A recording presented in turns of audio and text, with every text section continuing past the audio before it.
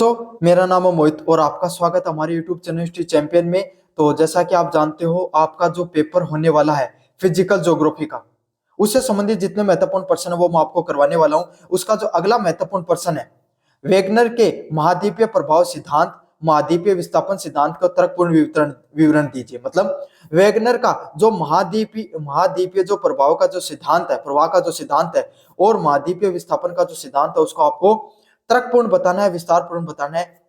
काफी ज्यादा महत्वपूर्ण प्रश्न है, तो इसको अपन विस्तार से पढ़ने वाले हैं भैया आपके सामने। तो अगर आप ये पीडीएफ जो मैं आपको पढ़ा रहा हूं, अगर इसको फ्री में पढ़ना चाहते हो तो आपको क्या करना पड़ेगा भाई, चैनल को सब्सक्राइब करना पड़ेगा। चैनल को जैसे सब्सक्राइब करोगे, आपके सामने डिस्क्रिप्शन में प्ले लिस्ट का लिंक मिलेगा, वहां पे जाके अन्य वीडियो को देख सकते हो, इस पेपर से संबंधित, फिजिकल ज्योग्राफी से संबंधित। साथ के साथ वहीं पर आपके सामने चैनल को सब्सक्राइब करने के बाद में आपको टेलीग्राम का लिंक मिलेगा, उस टेलीग्राम के लिंक पे क्लिक करना है। जैसे लिंक पे क्लिक करोगे, हमारे टेलीग्राम चैनल पे पहुंच जाओगे। वहां पे फाइल वाले सेक्शन पे जाना और सर्च करना है ज्योग्राफी। वहां पे पीडीएफ पड़ी होगी, बीए फर्स्ट सेमेस्टर ज्योग्राफी के नाम से पीडीएफ, उसको पढ़ लेना और आपके सामने पीडीएफ आपके सामने आ जाएगी अच्छे से जाकर। साथ के साथ फ्लिपकार्ट मंत्रा पे अगर कोई प्रोडक्ट खरीदना चाहते हो ऑनलाइन, तो सबसे ज्यादा डिस्काउंट पाना चाहते हो, तो यहाँ पर जो व्यू प्रोडक्ट वाला ऑप्शन है, इस पे क्लिक करके खरीद लेना। मैंने तो कोई किताब आपके सामने टैग कर रखी है फिजिकल ज्योग्राफी की, लेकिन इसके अलावा भी अगर आप कुछ खरीदना चाहते हो, इसको खरीदने की कोई जरूरत नहीं, और कुछ खरीद लेना, आपको सबसे ज्यादा डिस्काउंट मिल जाएगा। तो चलो शुरू करते हैं आप अपनी क्लास को। वेगनर का सिद्धांत क्या है? जर्मन मौसम वैज्ञानिक अल्फ्रेड वेगनर ने 1912 में महाद्वीपीय विस्थापन सिद्धांत की थ्योरी प्रस्तुत की। मतलब वेगनर ने क्या बताया? जर्मन जो मौसम वैज्ञानिक थे अल्फ्रेड वेगनर ने 1912 में महाद्वीप के जो विस्थापन, कैसे महाद्वीप पूरे के पूरे, आपकी पूरी दुनिया में जो महाद्वीप होते हैं ना, कॉन्टिनेंटल होते हैं, ये प्लेटों पर टिके रहते हैं, कैसे ये आपके सामने विखंडन हो जाते हैं। अगर आपके सामने इनको अगर जोड़ के देखें, अगर आप ऐसा बोला जाता है कि अफ्रीका है ना, भारत और अफ्रीका से टूट के है, तो जो अफ्रीका के और भारत के गिर के जंगल है ना, पूरे भारत में सिर्फ एक ही जगह शेर पाए जाते हैं। कहां पर? गिर के जंगलों में, गुजरात के अंदर। समझ में आ गया? और जंगल पूरी जो शेर होते हैं पूरी दुनिया में अफ्रीका कॉन्टिनेंटल में पाए जाते हैं। मान गए आप सब चीजें? अफ्रीका की जो चट्टाने हैं और भारत की जो चट्टानों को अगर आप मैच करते हो उस वाले क्षेत्र की, तो सेम उनका टाइम पीरियड और सेम आपके सामने दिखाई पड़ते हैं। तो ये अल्फ्रेड वेगनर के द्वारा सिद्धांत दिया गया, जिसका नाम था कॉन्टिनेंटल ड्रिफ्ट थ्योरी, जिसमें इस सिद्धांत के अनुसार उन्होंने करोड़ों साल पहले पृथ्वी के सभी महाद्वीप एक साथ जुड़कर रहते थे। उनका क्या मानना था कि दुनिया में बहुत पहले आपके सामने क्या था, सारे के सारे जो महाद्वीप हैं वो एक साथ एक जगह ही रहा करते थे, लेकिन वे समय के साथ खिसक कर विस्थापित होकर अलग अलग हो गए। और जैसे जैसे समय बीतता चला गया, वो विस्थापित होके अलग होकर क्या हो गए, आपके सामने अलग अलग चले गए। पहले सारे के सारे एक जगह थे, एशिया, अफ्रीका, जो नॉर्थ अमेरिका, साउथ अमेरिका, सारे के सारे, ऑस्ट्रेलिया, सारे के सारे एक जगह थे। फिर धीरे धीरे टूटकर आपके सामने अलग अलग हो गए। समझ में आ गया आपके सामने? अब उन्होंने जो सिद्धांत बताया, उस सिद्धांत के उन्होंने कैसे बताया, कैसे प्रूव किया, कि मैं बात कह तो रहा हूं लेकिन किस आधार पे कह रहा हूं, उन्होंने ये बात किस आधार पे कही, उसको समझेंगे अपन। सिद्धांत के मुख्य बिंदु हैं, पहला पेंजिया व पेंथसाला। वेगनर के अनुसार पृथ्वी के आरंभ में पृथ्वी एक विशाल अखंड भूखंड था। मतलब वेगनर ने बताया कि पृथ्वी की जब शुरुआत होती है तब पृथ्वी कैसी थी, एक बहुत बड़े भूखंड के रूप में काम करती थी, जिसको उन्होंने क्या कहा, पेंजिया के नाम से जाना, जिसको उन्होंने पेंजिया का नाम दिया। आपके सामने पेंजिया का अर्थ होता है संपूर्ण पृथ्वी को एक जगह रहना। किस नाम से जाना जाता है? पेंजिया के नाम से जाना जाता है। समझ में आ गया आपको? उसको उन्होंने पेंजिया का नाम दिया, जो एक विशाल भूखंड के चारों ओर एक विशाल महासागर था। जो क्या था आपके सामने, जो एक बड़ा सा भूखंड हुआ करता था, उसके चारों ओर का एक बड़ा सा महासागर हुआ करता था, उसे पेंथसाला के नाम से कहा गया। पेंजिया मतलब सारे महाद्वीप एक जगह रहते थे। मतलब ये समझो, ये पृथ्वी है, सारे महाद्वीप, ये आपके सामने शायद मेरी हथेली दिखाई दे रही होगी, ये आपके सामने पृथ्वी है ना, ये गोला मान लो, ये पृथ्वी है। इसको इन्होंने क्या कहा, पेंजिया के नाम से कहा। समझ में आ गया? और इसको पेंथसाला के नाम से कहा। किस नाम से साला कहा? पेंथसाला। पेंजिया मतलब बीच में है तो पृथ्वी, पेंथसाला मतलब आपके सामने जो जलमंडल है उसको इन्होंने पेंथसाला, संपूर्ण जल के नाम से कहा इन्होंने। समझ में आ गया आपको विस्तार से? अगले वाला पॉइंट आपके सामने, विघटन। लगभग 200 करोड़ वर्ष पहले मेसोजोइक युग के अंदर पेंजिया के अंदर दरार पड़नी शुरू हो गई थी। मतलब लगभग आपके सामने 200 साल पहले की बात है, जो आपके सामने ये जो मेसोजोइक युग आया, उसमें जो पेंजिया है, ये जो पेंजिया है, इसके अंदर धीरे धीरे क्या हुई, दरार पड़नी शुरू हो गई और ये दो टुकड़ों के अंदर बट गया। समझ में आ गया? कब? 20 करोड़ वर्ष पहले की बात आपके सामने। इसको मेसोजोइक युग के नाम से जाना जाता है। किस युग के नाम से जाना जाता है? मेसोजोइक युग के नाम से जाना जाता है। तब पेंजिया में दरार पड़ी और ये दो टुकड़ों में बट गया। इसका उत्तरी भाग कहलाया क्या? लोरेशिया। उत्तरी भाग लोरेशिया के नाम से कहलाया, जिसमें उत्तरी अमेरिका, यूरोप, एशिया जैसे देश है, मतलब उत्तरी एशिया जैसे देश है। समझ में आ गया? अपन दक्षिणी एशिया में जाने जाते हैं। जैसे ये कोई भाग था, ये कोई भाग था, मैंने बताया ना, ये अपना पेंजिया है, ये वाला पेंजिया है, इसका ऊपरी वाला भाग टूट गया, टूट कर क्या कहलाया आपके सामने? लोरेशिया कहलाया। लोरेशिया में क्या आ गया आपके सामने? देखो भूगोल है, मैप देखा होगा, उत्तरी अमेरिका इधर की साइड पड़ता है, सबसे ऊपर की तरफ, है ना। इसमें ऐसे समझा, ऐसे समझ, उल्टा होता है ना इसमें। तो यहाँ पर था आपके सामने उत्तरी अमेरिका, समझ में आ गया। और यहाँ पर आपके सामने क्या था? यूरोप था, है ना। और यहाँ पर का जो एशिया, जो रशिया हो गए, चीन जैसे देश थे, तो ये आपके सामने इनको लोरेशिया के नाम से जाना गया। फिर दक्षिणी भाग में आपके सामने गोडाउन आते हैं, जिसमें दक्षिणी अमेरिका, जो अर्जेंटीना, जो आपके सामने ये ब्राजील वाले देश हैं, ये अफ्रीका, भारत और ऑस्ट्रेलिया और अंटार्कटिका जैसे देश है, वो टूटकर अलग चले गए। मतलब दक्षिण भारत में जो दक्षिणी क्षेत्र टूट कर गया, उसको गोंडवाना लैंड के नाम से जाना जाता है। और आपने नाम काफी बार सुना होगा भूगोल के अंदर कि हम गोंडवाना लैंड के क्या है? हिस्सा, जिसमें दक्षिण अमेरिका, अफ्रीका, भारत, ऑस्ट्रेलिया और अंटार्कटिका जैसे देश हैं, वो शामिल होते हैं। विस्थापन की बात करें, इसके बाद ये टुकड़े अलग अलग दिशाओं में तैरने लगे, धीरे धीरे वर्तमान स्थल पर पहुंच गए। मतलब धीरे धीरे क्या, इन सभी चीजों का विघटन होना शुरू हो गया, विस्थापन होना शुरू हो गया, और ये टुकड़े अलग अलग टूटकर जाने लगे। और धीरे धीरे जो वर्तमान स्थल है, वर्तमान जगह है, इन सब जगह पर आपके सामने ये पहुंच गए।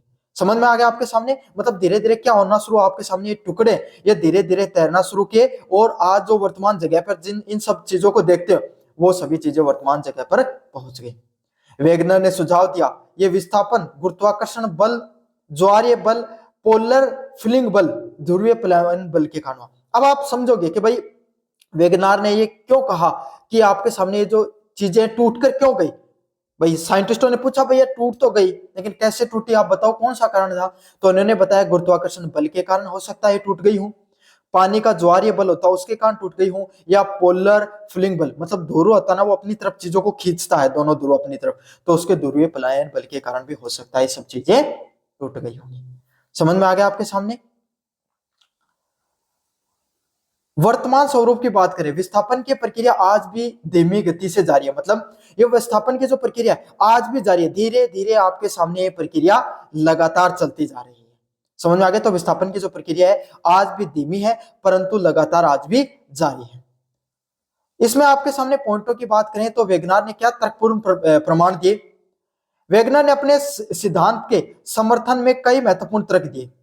पहला था, आपने इनका जो पहला तर्क आपके सामने कौन सा, जिग्सा फिट का जो तर्क है, इन्होंने क्या बताया, यदि अंटार्कटिका महासागर के दोनों किनारों पर अमेरिका, दक्षिण अमेरिका के पूर्वी तट और अफ्रीका के पूर्वी तट को मिलाया जाए तो बिल्कुल जिग्सा फिट, मतलब ये इनका क्षेत्र कुछ ऐसे वाला है, ऐसे सा है, और उनका कुछ ऐसे सा क्षेत्र है। मतलब जिग्सा फिट कैसे होगा, ऐसे वाला क्षेत्र है, अमेरिका का ऐसे वाला है और दक्षिण का अफ्रीका का ऐसा, तो ऐसे वो आपस में फिट हो जाते हैं, ऐसे वाला चीज बन जाती है। ये देखो मिल गया ना, इस प्रकार का ऐसे वाला कुछ क्षेत्र हो, ऐसे वाला कुछ क्षेत्र, समझ में आ गया? तो आपस में जब उनको मिलाया जाता, आप भी अगर मैप लेना, और मैप को मैं लेकर नहीं आया, ये थोड़ी गलती होगी मेरे से, वरना मैं आपको मिलाकर दिखाता कि किस तरीके से वो दोनों की दोनों चीजें आपस में मिलती हैं। और ये दिखाता है जो जिग्सा फिट, या जो आपके सामने जो पहली पजल के टुकड़े जैसे आपस में फिट हो जाते हैं, इस प्रकार से चीजें मिल रही है। तो इन चीजों से पता चलता है कि कैसे न कैसे आपके सामने कभी ना कभी ये चीजें एक साथ रही होंगी आपके सामने। समझ में आ गया? तो भाई कोई भी दो बहुत स्थल आकृतियां हैं वो आपस में मिल रहे हैं, एकदम सटीक मिल रहे हैं, तो आपको लगा भाई कभी ना कभी ऐसे टूट कर गई होंगी। भाई जैसे पहेली के टुकड़े होते हैं आपके सामने, अगर आप उसमें मिला देते हो तो वो उससे टूटे हुए होते हैं, जब भी तो उसमें सटीक के सटीक मिल जाते हैं। तो वही वाली चीज है इसमें भी। चट्टानों की समानता की बात करें, अंटार्कटिका के दोनों ओर की पुरानी चट्टानों की संरचना, आयु और निर्माण काल की अद्भुत समानता पाई जाती है। मतलब अंटार्कटिका जो जगह होती है उसमें तो दोनों और पुरानी चट्टानें होती है, उसमें 200 करोड़ वर्ष पुरानी जो चट्टानें होती हैं, उसकी संरचना, आयु का, कब उनका निर्माण हुआ और निर्माण काल की अद्भुत समानता पाई जाती है। मतलब अंटार्कटिका ना, जो उत्तरी अंटार्कटिका और निचले वाले दोनों को अगर मिलाया जाता ना, तो दोनों की चट्टानें ना वो 200 करोड़ वर्ष पुरानी है और दोनों की संरचना एक जैसी है, आयु काल और निर्माण काल भी एक जैसा है। तो इस चीज से क्या पता चलता है, कभी ना कभी आपके सामने वो एक जगह रही होगी, टूट के अलग अलग है तभी दिखता है। यही चीज आपके सामने अफ्रीका और इंडिया में दिखती है, यही चीज अफ्रीका का जो आपके सामने इधर वाला जो पश्चिमी तट है और उनका पूर्वी तट अमेरिका वालों का, उसके दोनों को मिलाया जाता है, तो उनकी चट्टानों में भी यही है। उनकी चट्टानें और अफ्रीका, जैसे अफ्रीका की चट्टान और भारत की जो गुजरात वाली चट्टानें, उनको मिलाओगे तो आपके सामने उनका समय काल समान दिखाई पड़ता है। कोई चीज टूटकर दूसरी जगह जाएगी तभी तो समान दिखेगी। तो इससे चीज ये फिक्स होता है कि चट्टानों की जो समानता है वो इस चीज को प्रूव करती है कि कभी ना कभी ये चीजें एक जगह रही होंगी, बाद में टूटकर अलग हो गई होंगी। समझ में आ गया आपको अच्छे से? अगले वाला पॉइंट आपके सामने, जीवाश्मों का वितरण। विभिन्न महाद्वीपों पर एक ही प्रकार के प्राचीन पौधे और जानवरों के जीवाश्म मिले हैं जो समुद्र से अलग हैं। उदाहरण के लिए लेमुर नामक जानवर के जीवाश्म भारत, अफ्रीका, मेडागास्कर तीनों जगह मिलते हैं। मतलब अगर अपन बात करें डिस्ट्रीब्यूशन ऑफ फॉसिल्स की बात करें, मतलब एक जो महाद्वीप होता है ना, एक महाद्वीप है, उस पे आपके सामने एक ही प्रकार के जो प्राचीन पौधे व जानवरों के जीवाश्म मिलते हैं। समझ में आ गया आपके सामने? जहाँ पे मतलब ये पता चलता है जो लेमुर नामक जो जानवर है वो आपके सामने, उसके जो जीवाश्म, मतलब ये जानवर खत्म हो चुका है आपके सामने, इस दुनिया से उसका विलुप्त हो चुका है, लेकिन उसके जब जीवाश्म मिले, भारत में मिले, तो भी उसके जो कंकाल है वो सेम मिले, अफ्रीका और मेडागास्कर तीनों जगह मिले हैं। अब इसका अर्थ यही हो सकता है कि वो तीनों जगह वो जानवर रहे हो, है ना, तीनों महाद्वीप में वो जानवर रहे हो, इसीलिए उन्हें क्या कहा जाता है, लेमुरिया के नाम से जाना जाता है। और इससे यह भी संभव हो जाता है कि तीनों की तीनों जगह कभी ना कभी एक जगह थी, तभी ये आपके सामने जानवर एक जगह, मतलब उनके जीवाश्म पाए जाते हैं। समझ में आ गया आपके सामने? अगला पॉइंट आपके सामने, प्लेक्सर निष्पेक्षण।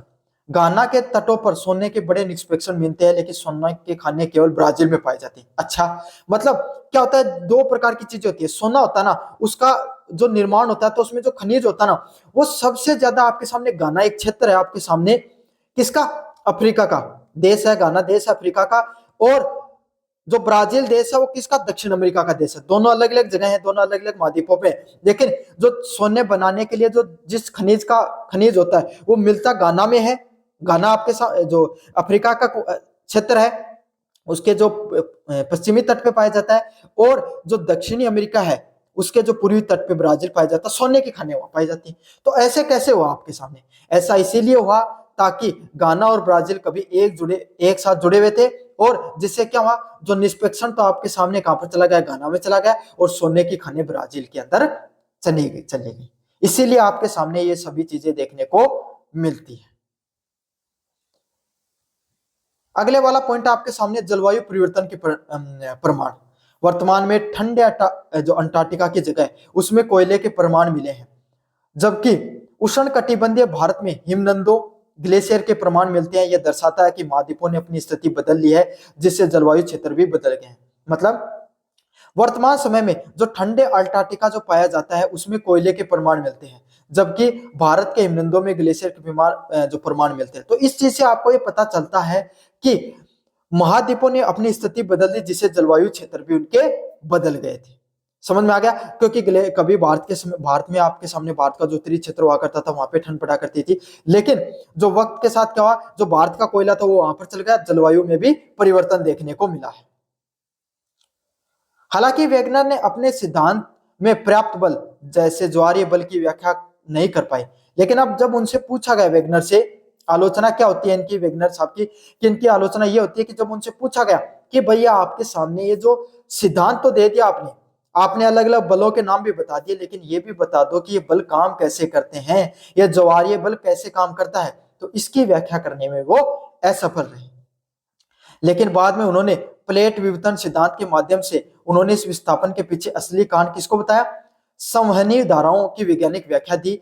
फिर भी वेगनर का सिद्धांत जो आधुनिक जो वैज्ञानिक अध्ययन के लिए एक आधारशिला बना। लेकिन आज भी आपके सामने वेगनर का जो प्लेट का जो सिद्धांत है, प्लेटो के निर्माण का जो सिद्धांत है कॉन्टिनेंटल ड्रिफ्ट थ्योरी है वो, सॉरी प्लेटो का नाम ले दिया, कॉन्टिनेंटल ड्रिफ्ट थ्योरी है वो काफी ज्यादा पॉपुलर है, सभी लोग इसको पूरी दुनिया के अंदर वैश्विक रूप से मानते हैं।